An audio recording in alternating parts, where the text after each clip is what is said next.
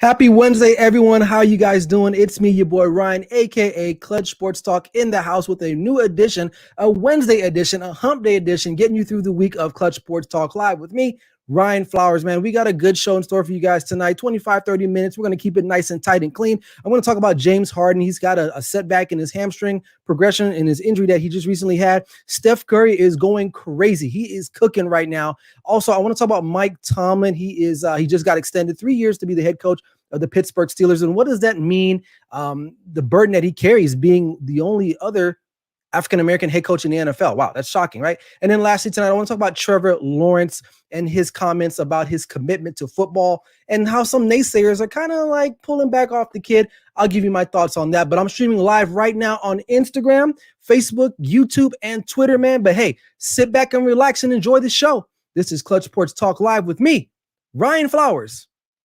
Let's go.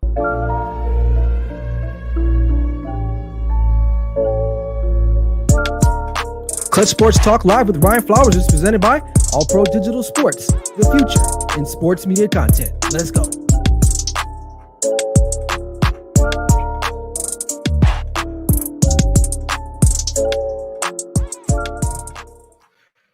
What's up, everyone? Happy Wednesday to you guys. We're almost there. We're at the middle of the week. But man, before I get this show started tonight, I got some clerical stuff I want to get through. As you see right now below, it's strolling across your little ticker line there. If you're watching me on Facebook, YouTube, and Twitter, that's where you can catch me at my social media's points right there. I mean, pretty much. It's pretty simple there. Right now, I'm making that push for YouTube. I'm about 93 subscribers. I want to get to 100 by the end of the month, and I need your help, man. So please make sure after the show is done, or right now, go ahead and subscribe to me on YouTube, man, and make sure you hit that notifications link. It's free. You ain't got to do much. It's free. I'm not asking you to buy anything.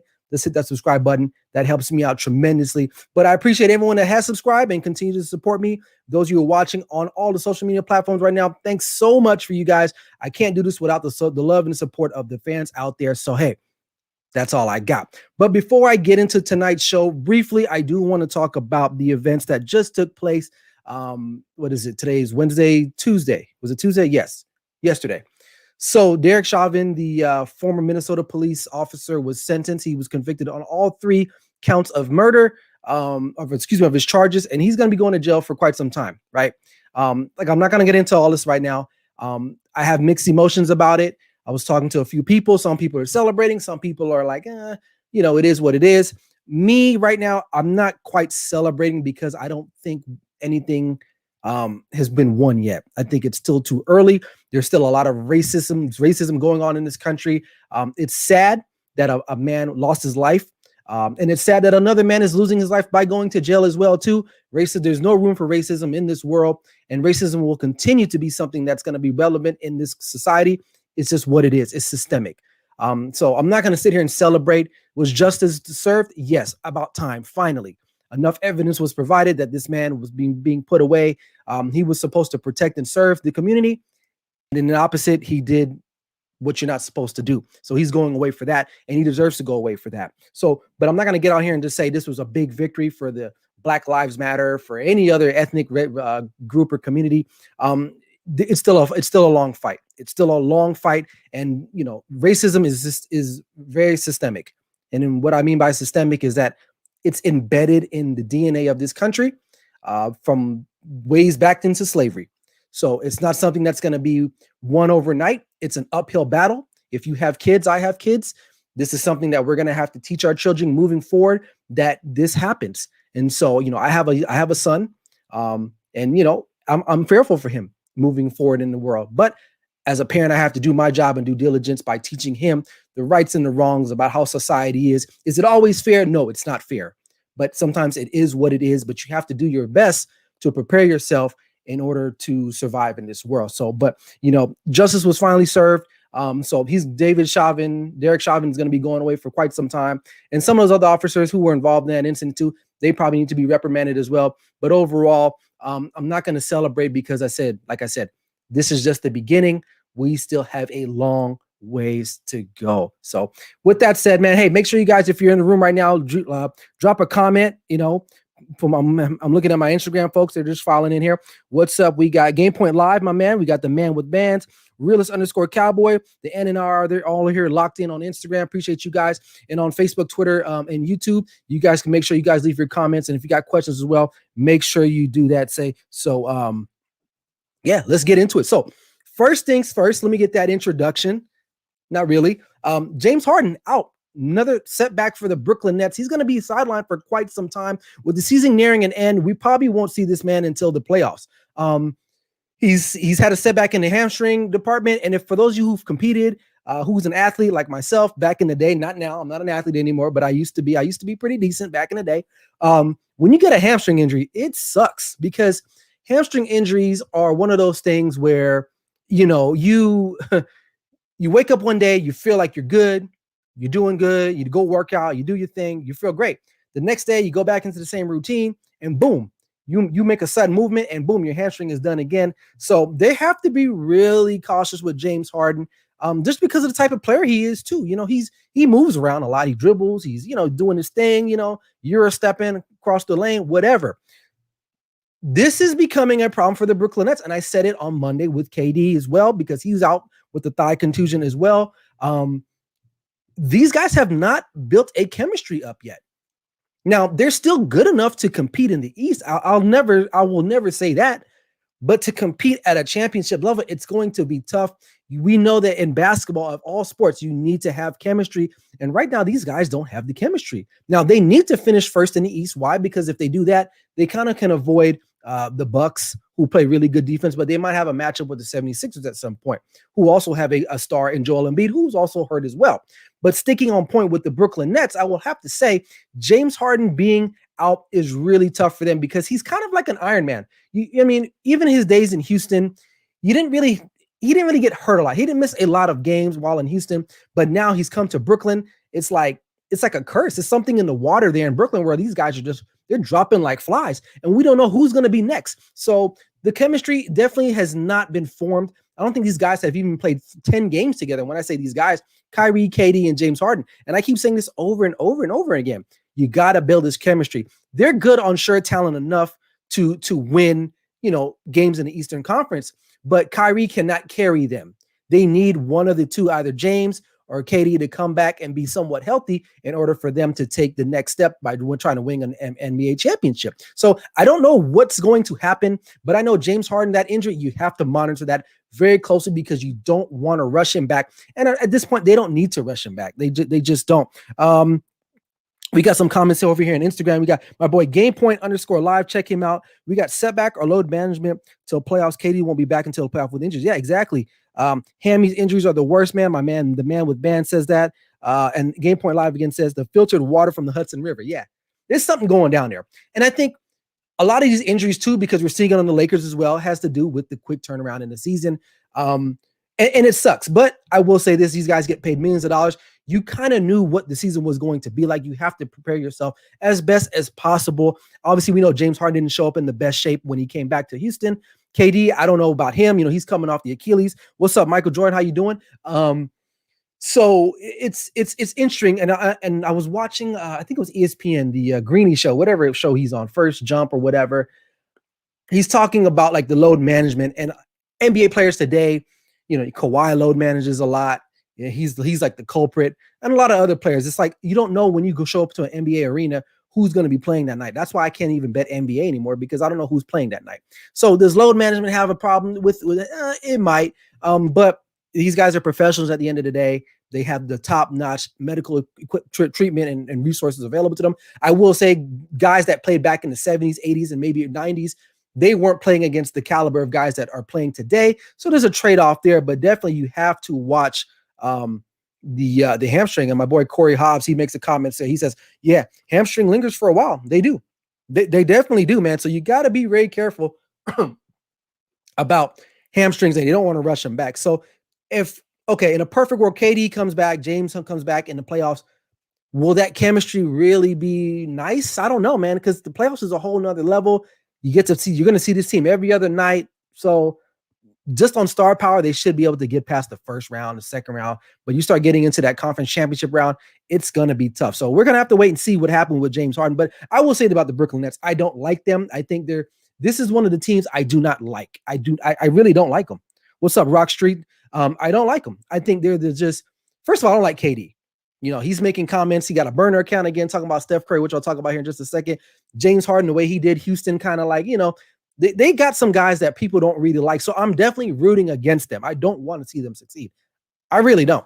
Not because I'm a Laker fan. I just don't like these guys, period. I don't know them personally, but from what I just seen in the news clippings and the tea leaves, they're not people that I really kind of want to surround myself with or want to be around. So I don't like them straight up. So it is what it is. I said it. So moving forward, yeah, we're just gonna have to wait and see. Good news, bro, and sticking on basketball. AD is going to be back. Anthony Davis should be back tomorrow night against the Dallas Mavericks for the Lakers. So we're going to have to keep our eyes on that. And before I move on, we got a question from my boy GamePoint __ live. He's coming in from Instagram. He says, everyone, including myself, says athletes are bigger, stronger, faster, but we never seen athletes get injured like this before. Crazy. So are they really bigger, stronger, faster? Yes, to a certain extent, I think so. And I think that's why we see a lot more injuries, because these guys are doing a lot of stuff that the body probably isn't designed to do. So that's why you probably are seeing a little bit more injuries, if that makes sense. So I think guys today are a lot more athletic than guys back in the 70s. I mean, we've seen those old school basketball pictures with like John Havlicek from the Boston Celtics. They're dribbling the ball like this, like, could LeBron go and play back in the 80s and 70s? He could. And he would probably dominate. You know what I mean? So there's a trade-off, I would say, to answer your question. If that does answer your question, GamePoint Live. We also got another question. The man with bands. He says, who's your favorite player? And if it's not too off topic. Oh, no, real quick. We'll stick with NBA. My favorite player today, right now. Honestly, it's close. I love LaMelo Ball, and I love watching LeBron. So I don't know if that answers that. But all time, it's got to be Kobe Bryant, the Black Mamba. I'm wearing purple today, so that answers that. So we're going to keep moving on. But, hey, keep those questions coming, man. I appreciate you guys. Hey, the Instagram crew is killing. Hey, you guys on Facebook, YouTube, and Twitter, where you guys at, man? We need those questions. Bring them in, man. So we're moving on. We're going to stay on topic with basketball. Steph Curry, I don't know if you've watched him the past couple nights. He's cooking. I mean, he is a chef right now. He's averaging over 30 points in the last. I think he broke Kobe's record with most consecutive 30-point games, and he's shooting the lights out from beyond the arc. So what else can I say? I will say he's on a bad team right now. And obviously we know that the Warriors going into the season, they weren't going to be a very solid team. Now they're fighting for their playoff privilege right now to get into that play-in game. And he's doing his part. Now, KD, I can't confirm or deny. I guess a comment was made, on a burner account saying that the 2 years that he was better than Steph was, the 2 years that he was there. It's like, dude, here we go with KD with the burner accounts. Like, he's a punk. Let's just not deal with him anymore, right? And if anybody really likes KD like that, I really have to question you as a person. I mean, I'm just being real at this point. So, but anyway, back to Steph Curry. I mean, the dude is killing. Someone asked me the other day, is he one of the best players of all time? Now, I would say no. I wouldn't say of all time, but I will say he's one of the most influential players of all time. I mean, people are like, well, isn't that the same thing? No, having influence and being the best to me is two different things. I won't say he's the best of all time because, he doesn't do everything. He's not as well-rounded as some of the other greats like Michael Jordan, even LeBron, Kobe, guys like that. But he is influential. If you think about it now, the way the game is played in the NBA, and I know Mike D'Antoni with the Phoenix Suns, they kind of started this trend with 3-pointers and stuff like that, but nobody has really influenced the game like Steph Curry. I mean, you got kids now. I go to these courts and I'm watching these little kids, and no one's trying to drive to the hole anymore. They're just pulling up from half court. And why? Because they see guys like Steph Curry. He is more in alignment with more everyday people. Not everybody's going to be like LeBron. They're not going to look like LeBron. They're not going to be physically gifted like LeBron. But one thing we know that anyone can do if you practice hard enough is shoot the rock. And so he changed the way the NBA is played now, the way it's viewed. Now you got guys pulling up from anywhere on the court, the Damian Lillards, guys like that. Steph Curry, he has definitely changed the game. So I will say he's not the best player of all time, but he's definitely one of the most influential players because he has changed the way the game is being played at some point. So, but back to his season right now. So now I think right now for my top 3 MVP candidates, in no particular order, I would say Jokic in Denver. He's playing really well, and he's had to step up now with Jamal Murray being out for the rest of the season. Joel Embiid, he's balling out of control. I think he's averaging like 30-something points as well. I think all these guys are averaging 30 points at some point right now in the game. So, and then Steph Curry, the way he's carrying the Golden State Warriors without Klay Thompson, Draymond, without no really other supporting star to help him out. And all these guys are doing that for the most part. So it's definitely a tight race. It is a weird year because obviously LeBron won't be in the conversation. AD won't be in the conversation. The 2-time reigning MVP, Giannis probably won't even be in the conversation. Luka he's playing well, but it's like it's kind of phased out a little bit. So it's hard to tell. It's definitely hard to tell. But Steph Curry, keep cooking, boy. Because I mean, dude, I don't even know. And my boy Corey Hobbs says, yeah, hey, Westbrook's balling out too lately. He has been. And the one thing about Westbrook too, it's not that he's trash, okay? He just isn't a great team player. He doesn't really care. And that's why I think he'll never win a championship unless he goes with another superstar who does care about really win. And not to say he doesn't care about winning, because I think he does want to win, but I think he wants to do it his way. I don't think his way is really, it really doesn't work for the modern NBA today. Old school, yeah, he's old school. He wants to just be like, I'm the best player. I'm going to will us to a championship. But that's not the deal anymore. I think now you have to pair up with people. That's just what it is. What's up, Rowdy Roundup? They're joining the Instagram feed. How you guys doing? So, yeah, so I'm moving on from Steph Curry. Let's dive over into a little bit of NFL, man. And this one's a serious topic here. So Mike Tomlin, if you didn't know, he was just recently extended to be the head coach for the Pittsburgh Steelers. And you're like, well, why am I bringing this up? Because like that's not really big news. Yes and no. It's big because, number one, there's a problem in the NFL in regards, you want to talk about racism, in regards to African Americans being head coaches. There are only 2 left in the NFL. There were 3 at one point, but Anthony Lynn got the boot. Now Brian Flores and Mike Tomlin are the only 2 African American head coaches in the NFL. In a league, last time I checked, is about 69% African American. It's like, wow. And 35% of the coaches in the National Football League, not just head coaches, coaches in general, are African American, and some damn good ones as well. So this leads me to my question. So congrats on Mike Tomlin extending to receiving that extension on the head coaching job. And one thing I will say about the Steelers, even though I'm a Cowboys fan and I'm supposed to hate them, I respect the hell out of Mike Tomlin. He's one of the most underrated coaches that we've had, whether you're white, black, Mexican, Asian, whatever creed. He's a good coach. I don't care what you got to say. He's got a Super Bowl. He's had I don't think he's ever had a losing season in Pittsburgh. And he's a good motivator. But he does get a lot of flack. But Tomlin definitely is an amazing coach, you know. So what's up, all even? How you doing, man? Mike Tomlin, to me, and I will give credit to the Pittsburgh Steelers as well. They don't fire guys just like that. They let their guys marinate a little bit. I mean, I can only probably name 3 Pittsburgh Steelers coaches, and this might be in franchise history.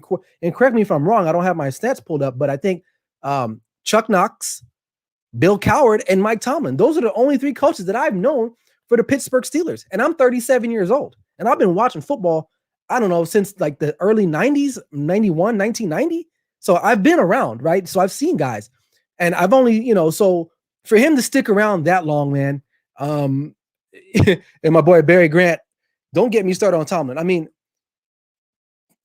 what can I say? What can I say about Mike Tomlin, man? He's a great coach, but I'm really upset with the NFL because there's a lot of good other African-American coaches that are not getting a job, and guys that are like, and I hate to say it, their white counterparts are getting jobs left and right, just like that. Eric Bieniemy, every West Sunday you hear about the Kansas City offense and, oh my God, how great it is. And Eric Bieniemy is leading the charge. And then it's like, he didn't even get that many interviews if he got any interviews. And then you got a guy like Dan Campbell who gets hired in Detroit. It's like, what? Where the hell did he come from?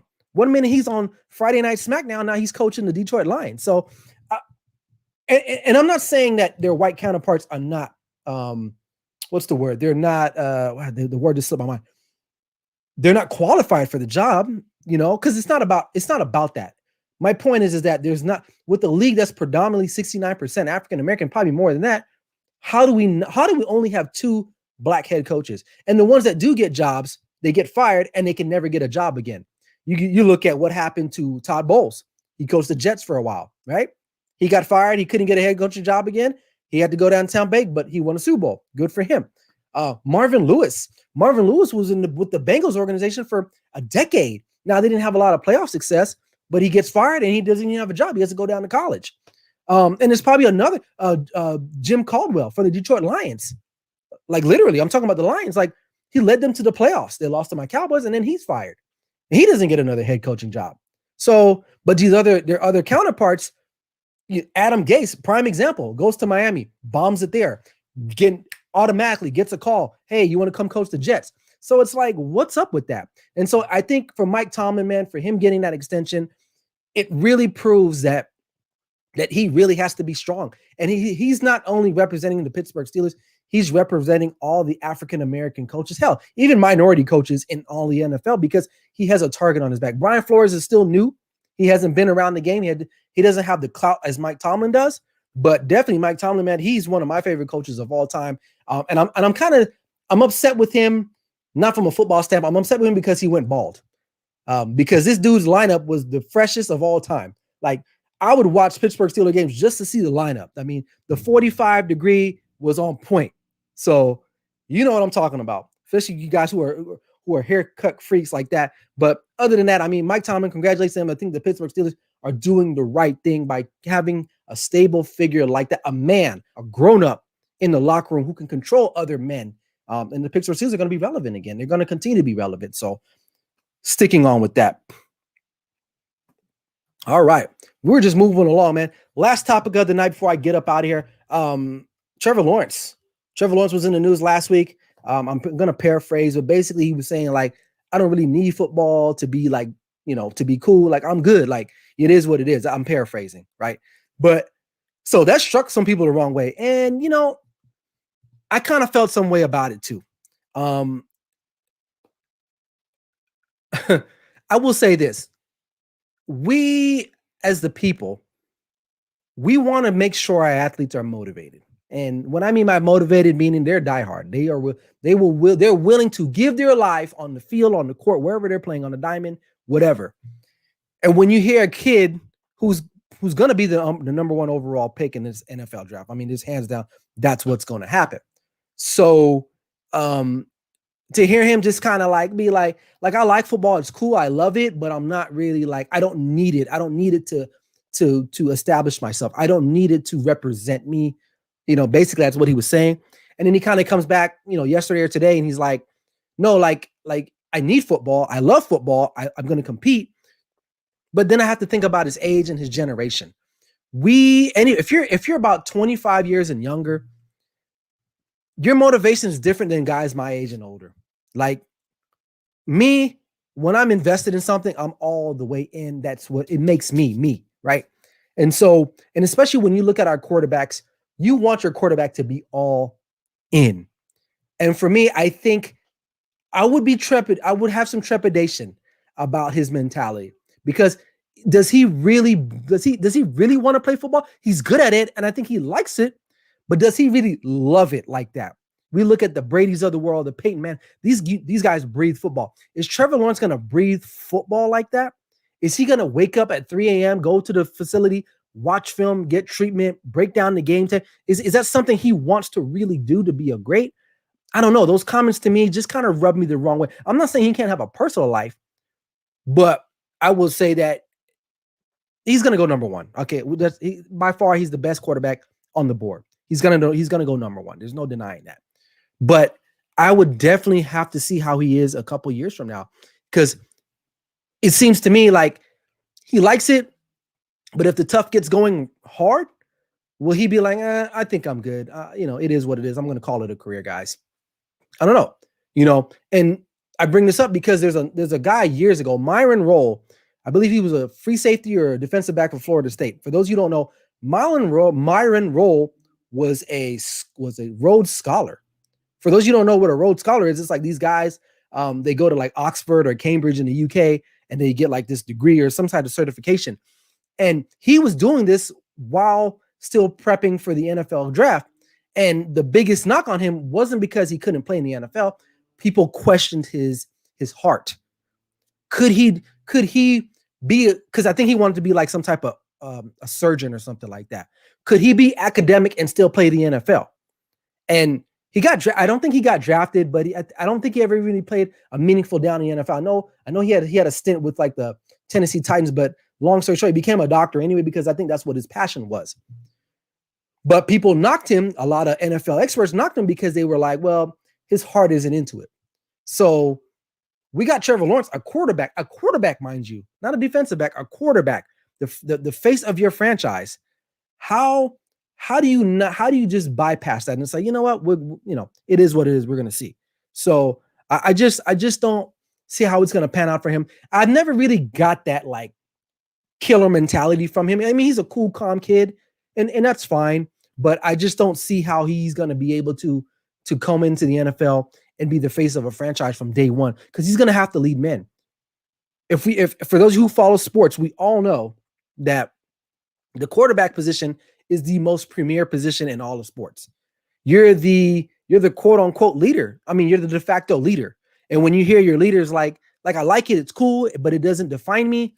But when the other guy next to him who's working his butt off, who football does define him, he has to be here. He doesn't have anything to fall back on. I kind of question his willingness to want to compete at the highest level. Now, God has gifted him a tremendous ability and talent to play the game of football, but at some point you need to be hardworking. And I'm not saying he's hardworking, but I think somewhere in his mind, if the push goes to shove, he's probably just going to be like, I'm good, I'm out. So be it.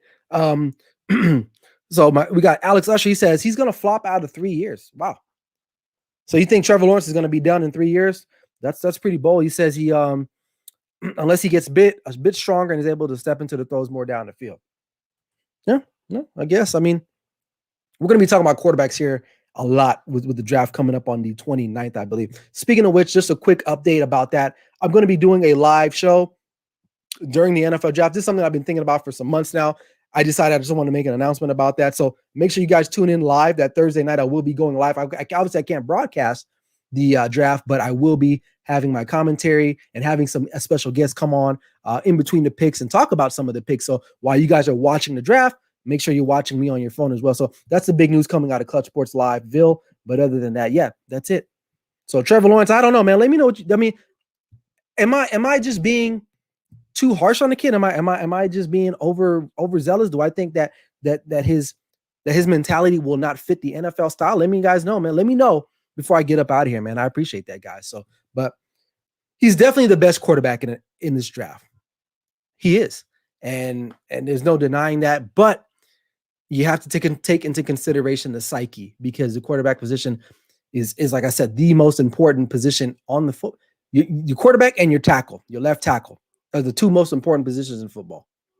And when your guy is not like all the way in, it seems like, and even his dad was like, yeah, like he likes it, but like we could do other stuff too. I don't know. That just doesn't seem like a good recipe for me. But like I said, what are the Jags supposed to do? Take Zach Wilson? No, they're going to take Trevor Lawrence. You got to take Trevor Lawrence. So, but other than that, that's it, man. Right on time, 29 minutes, man. So hope you guys enjoyed the show. Make sure you guys go over to YouTube. If you're not on YouTube right now, hit that subscribe button, hit that notification link, man, and keep it going, man. Appreciate you guys. You can catch my next show on Monday at 5 p.m. Pacific Standard Time on Instagram, Facebook, Twitter, and YouTube Live. Make sure you look out on all my other video content that's located on YouTube right now. I'm working on some new videos. I should probably get that out to you on Friday and Sunday. But without further ado, man, hope you guys enjoyed the show. Enjoy the rest of your week. Be safe. Be kind to everyone. Until next time, this is Clutch Sports Talk Live with me, Ryan Flowers. Never settle till the work is done. Peace out, guys.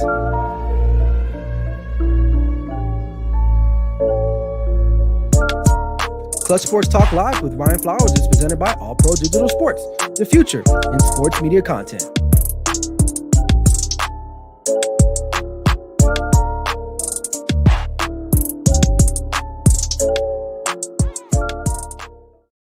Here. Peace out, guys.